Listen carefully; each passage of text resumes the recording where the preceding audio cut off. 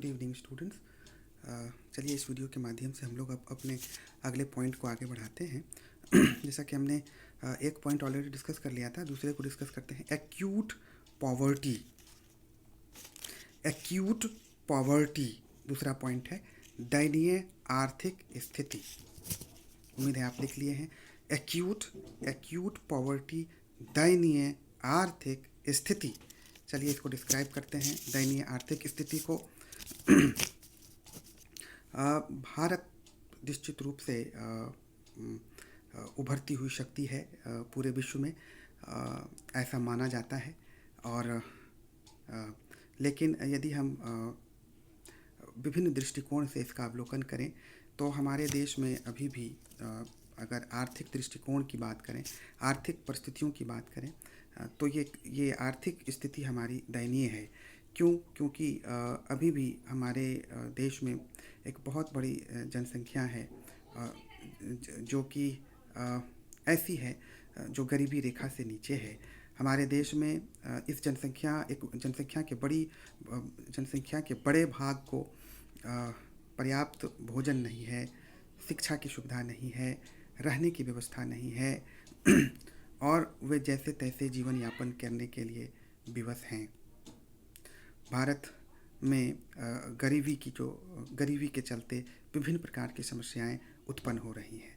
गरीबी के कारण ही ऐसे लोग जो गरीबी रेखा के नीचे हैं जीवन बसर कर रहे हैं, तो उनकी दशा और भी चिंताजनक है। क्योंकि ऐसे ही लोग जहाँ तहाँ खाली स्थानों पर झुग्गी झोपड़ी का निर्माण कर जैसे तैसे जीवन यापन करने को विवश होते हैं, किंतु ऐसे लोगों के पास ना ही कोई संसाधन मौजूद होता है और ना ही कोई जरिया होता है इनके पास जिसके कारण कि ये अपनी दशा को सुधार सकें।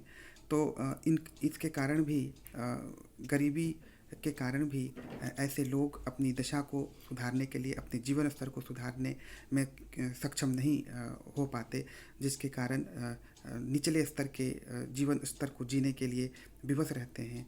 और यही कारण है कि हम यह निश्चित रूप से कह सकते हैं कि गरीबी भी एक वह सबसे बड़ा कारण है जिसके चलते कि भारत जैसे देश में झुग्गी झोपड़ी अथवा गंदी बस्तियों का निर्माण तेज़ी से हो रहा है। चलिए अब आपको अंग्रेजी में भी मैं आपको समझा देता हूँ कि देखिए, अंग्रेजी का एक्सप्लेनेशन ध्यान से सुनेंगे और आप नोट डाउन करते चलिएगा। In our country we generally find that poverty is the major concern. In our country there are in our country we normally see that large population of our country, a big population of our country, ऐसे लिखिए, a big population of our country is bound to live in very pathetic condition. They do not have shelter, they do not have the facility of food, they do not have the facility of employment, they do not have the facility of education, etc. They do not have any kind of basic facilities you can mention here. As a result of which such people are bound to live in slum areas, and as they do not have any resource, any medium or any resource due to which they can live a standard life, as a result of which ultimately they become the inhabitant of such slum areas. So we can definitely understand how the acute poverty condition of our country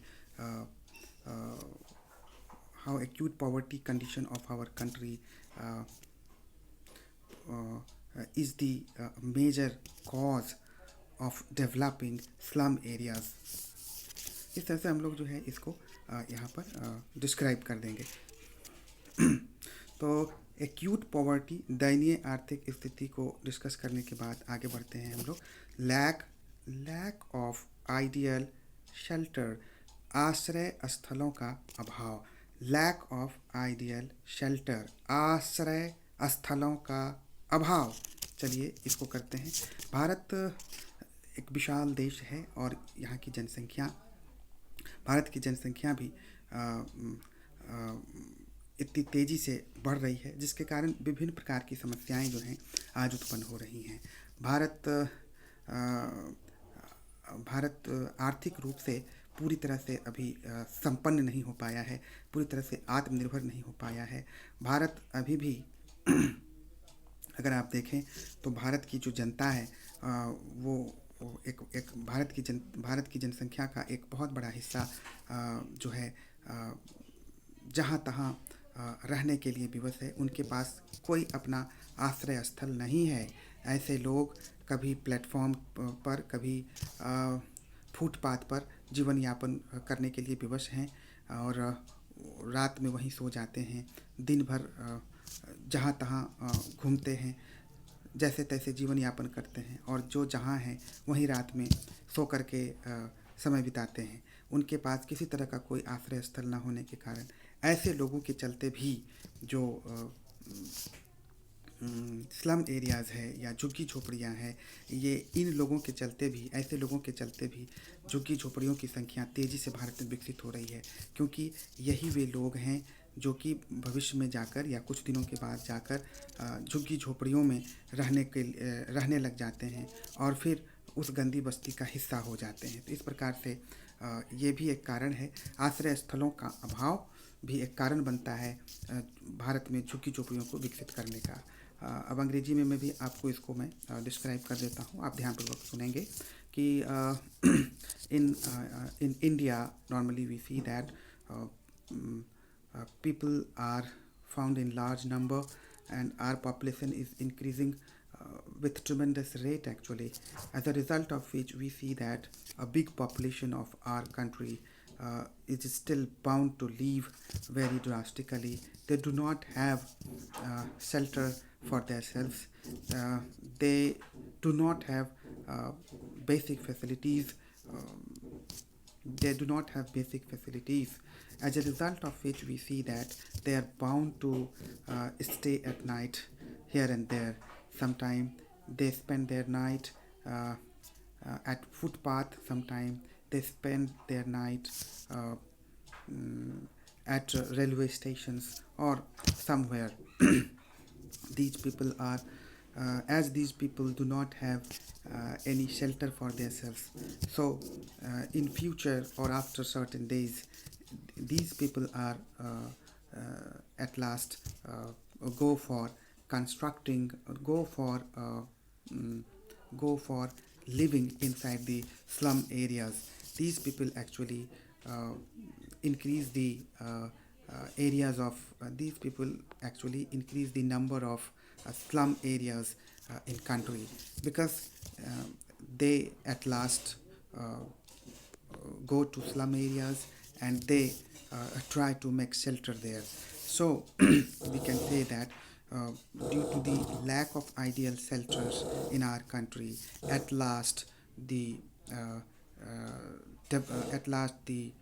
slum areas get developed. तो इस तरह से हम लोग जो है इसको describe करेंगे। आइए अब आपको हम अगला पॉइंट डिस्क्राइब करते हैं। चलिए, बेरोजगारी भारत में बढ़ती बेरोजगारी, अनएम्प्लॉयमेंट, चाहे सिंपल रखिए बेरोजगारी, इतना ही रखिए, बेरोजगारी अनएम्प्लॉयमेंट। चलिए, बेरोजगारी अनएम्प्लॉयमेंट कैसे इसको डिस्क्राइब कीजिएगा, उसको समझते चलिए। भारत की जनसंख्या जिस हिसाब से बढ़ रही है उस हिसाब से भारत के लोगों के लिए, भारत के सभी लोगों के लिए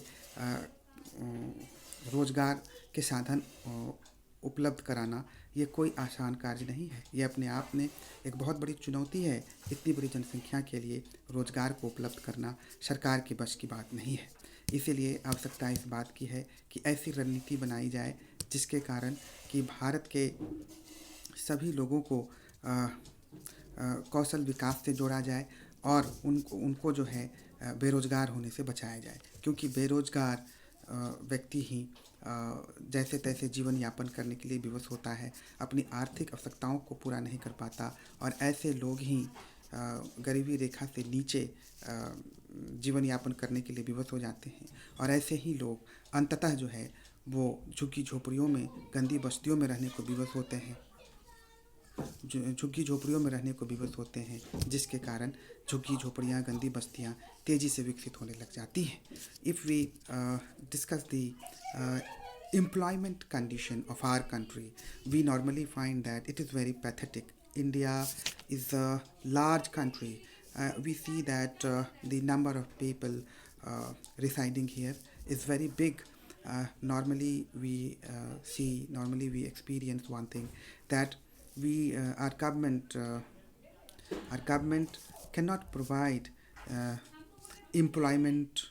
Our government cannot provide employment to such a big population of the country. So it is important to uh, realize that skill-based education should be given to our people, but due to the lack of proper uh, uh, due to the lack of proper facilities, employment facilities, many people are bound to live below the poverty line, and these are those people who are responsible to increase the number of slum areas, and because they are ultimately reside in because they are ultimately bound to reside in slum areas very pathetically. So we can understand how unemployment actually is responsible to develop slum areas in our country. तो इस प्रकार से हम लोग जो है इसको discuss कर लेंगे, इस पॉइंट को भी लिख लेंगे। आइए अब हम लोग जो है अगले पॉइंट को डिस्कस करते हैं। हमारा जो अगला पॉइंट होगा वो इस प्रकार होगा, लैक ऑफ आइडियल प्लानिंग, आदर्श योजनाओं का अभाव। लैक ऑफ आइडियल प्लानिंग, आदर्श योजनाओं का अभाव। चलिए इस पॉइंट को समझते हैं कि कैसे आखिर डिस्क्राइब कीजिएगा इसको। यदि हम भारत की वास्तविक स्थिति का अवलोकन करें तो यह एक सत्य है कि भारत में ऐसे लोगों की संख्या बहुत बड़ी है जो कि गरीबी रेखा के नीचे अभी भी जीवन बसर करने को विवश हैं। हालांकि सरकार द्वारा कई योजनाएं चलाई जा रही हैं, जैसे उन्हें निःशुल्क भोजन कराने की व्यवस्था है, कम दर पर उन्हें चावल, अनाज जो है उपलब्ध कराने की बहुत सारी योजनाएं चल रही हैं पूरे देश के अंदर। लेकिन इसके बावजूद भी इतनी बड़ी जनसंख्या की सबसे महत्वपूर्ण जो समस्या है बेरोजगारी, इसे दूर करने के लिए अभी भी बहुत कुछ करना बाकी है। भारतीय सरकार को ऐसी योजनाओं का सहारा लेना होगा, ऐसी योजनाओं को बनाने की आवश्यकता पड़ेगी जिसकी सहायता से जो गरीबी रेखा के नीचे जीवन बसर करने वाले लोग हैं उनको धीरे धीरे उनके जीवन के स्तर को सुधारा जाए, उन्हें मुख्य धारा में लाया जाए और उनके लिए सभी आधारभूत सुविधाएं मुहैया कराई जाएं, उनको धीरे धीरे रोज़गार के साधन दिए जाएं ताकि वे अपनी आर्थिक स्थिति को सुधार सकें और फिर मुख्य धारा में लौट सकें। और इस प्रकार अगर ऐसा होगा तो ही झुग्गी झोपड़ियों, गंदी बस्तियों से निजात मिल पाएंगी और भारत में झुग्गी झोपड़ियों के विकास को रोका जा सकेगा। किंतु आदर्श सरकारी योजनाओं के अभाव के कारण भी इस तरह की समस्या और तेज़ी से विकसित हो रही है। तो यह भी एक निश्चित रूप से कारण है जिसके कारण भारत में गंदी बस्तियों की संख्या इतनी तेज़ी से बढ़ रही है। If we see the actual condition of our country, we find that a large population in our country is bound to live below poverty line. They do not have basic facilities of food, education, employment, and other basic facilities. They are bound to live pathetically.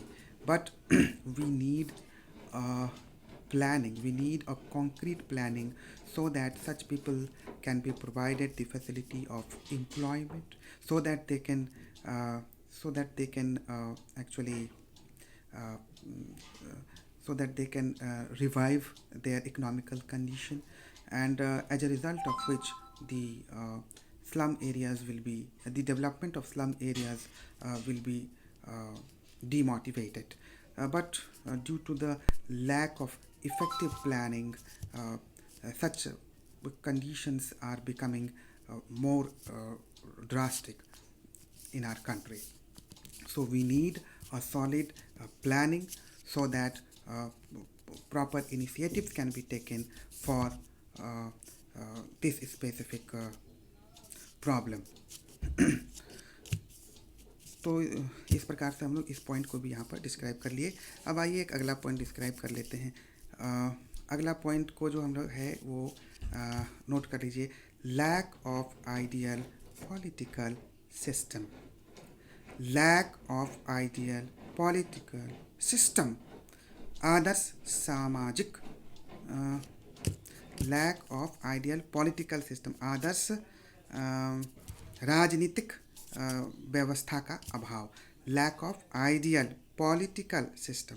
Adarsh political है तो राजनीतिक व्यवस्था का अभाव. तो इसको कैसे लिखिएगा इसको भी डिस्क्राइब करते हैं. पहले हिंदी में करते हैं. राजनीतिक आदर्श राजनीतिक व्यवस्था वह है जिसमें कि सभी देश के सभी नागरिकों के लिए कल्याणकारी वह है जिसमें देश के सभी नागरिकों के लिए कल्याणकारी सोच रखी जाए. सभी के विकास के लिए आदर्श योजनाएं बनाई जाएं. सभी के विकास के लिए गहन चिंतन मनन किया जाए.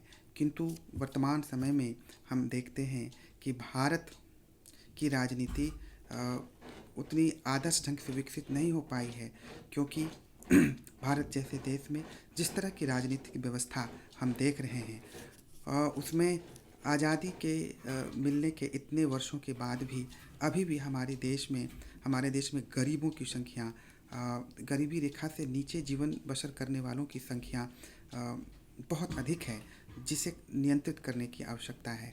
और जो राजनीतिक पार्टियां जब सत्ता में आती हैं तो उनके कार्य करने की प्रणाली बदल जाती है, और वही पार्टियां जब विपक्ष में बैठती हैं तो वे इन लोगों के लिए, इनके हितों की रक्षा के लिए संघर्ष करते हुए नज़र आते हैं. लेकिन जब उनके हाथों में सत्ता आती है तो उनका जो मंतव्य है वो बदल जाता है, उनका उद्देश्य बदल जाता है. यह अपने आप में बेहद चिंतनीय है. तो आवश्यकता इस बात की है कि एक आदर्श राजनीतिक व्यवस्था का निर्माण किया जाए